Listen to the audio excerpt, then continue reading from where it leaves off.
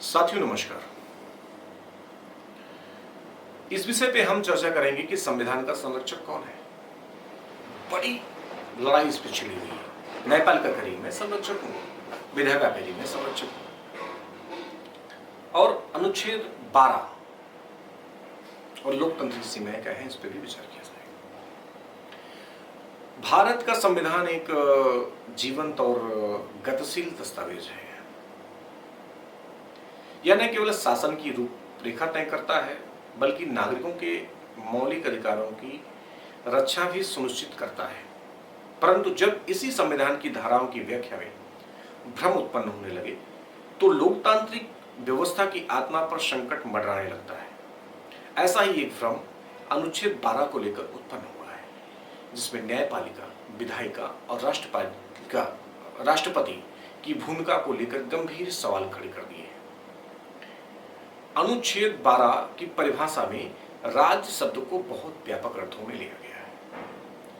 यह न्यायपालिका, विधायिका, कार्यपालिका और उनके अधीन सभी निकायों को सम्मिलित करता है। परंतु इसी व्यापकता ने समय के साथ व्याख्या के नाम पर एक भ्रम पैदा कर दिया है। क्या है भ्रम? कि न्यायपालिका संविधान की सर्वोच्च संरक्षक है और राष्ट्रपति केवल एक वैचारिक संस्थान, जबकि ऐसा नहीं है। यह समझदारी न केवल संविधान की मूल भावना से भटकाव है, बल्कि संस्थागत मर्यादाओं का उल्लंघन भी है। न्यायपालिका का दायित्व तो होता है वह व्यक्ति के मौलिक अधिकारों की रक्षा करना, न कि संविधान के संरक्षण का दावा करना, जैसा दावा कर रही है। संविधान का संरक्षण जो है राष्ट्रपति को घोषित किया गया है। यह दायित्व उन्हें संविधान द्वारा सौंपा गया है, लेकिन दुर्भाग्यवश हमारी विधायिका और न्यायपालिका ने इस संतुलन को नजरअंदाज कर दिया। न्यायपालिका की भूमिका सीमित है, इसको न्यायपालिका को समझने की जरूरत है। वह केवल उन्हीं मामलों में हस्तक्षेप कर सकती है जहां कानून और संविधान के अंतर्गत अधिकार का स्पष्ट रूप से उल्लंघन हो रहा हो। परंतु जब कोई नागरिक संविधान विरोधी कार्य करता है, तब उस पर कार्रवाई का अधिकार विधायिका और कार्यपालिका के पास होता है,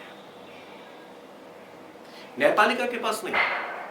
न्यायपालिका का कोई अधिकार नहीं। यह सीमाबद्धता ही न्यायिक निष्पक्षता की गारंटी है, पर आज यही सीमाएं स्वयं न्यायपालिका द्वारा साथियों धुंधली की जा रही है।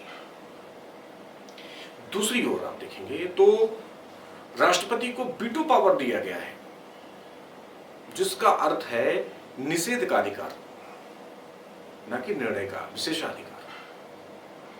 यह शक्ति उन्हें संविधान में संशोधन के समय ही प्राप्त होती है, जिससे वे संविधान की मूल संरचना की रक्षा कर सके। लेकिन आज यह अधिकार भी विधायिका और न्यायपालिका की दखलंदाजी से प्रभावित हो रहा है। राष्ट्रपति के निर्णयों को केवल राजनीतिक औपचारिकता मान लिया गया है, जो संविधान की भावना के विपरीत है। मित्रों,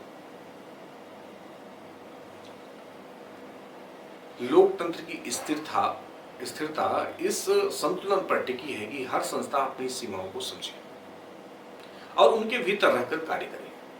न्यायपालिका यदि संविधान की संरक्षक बनने लगे और विधायिका राष्ट्रपति को केवल दस्तखत करने वाली कलम मान ले या समझने लगे, तो यह संस्थागत अराजकता की शुरुआत है।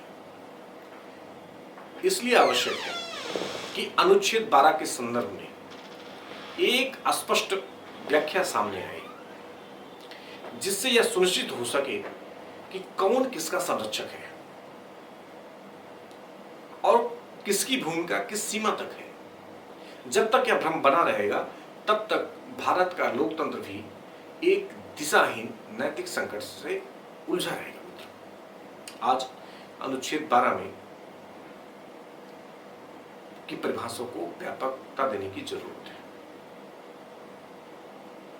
यदि ये नहीं हुआ तो ये भ्रम बना रहेगा और ये अराजकता चलती रहेगी और देश का भला कभी नहीं हो पाएगा। इनकी लड़ाई में देश का बहुत नुकसान हो रहा है। धन्यवाद, नमस्कार।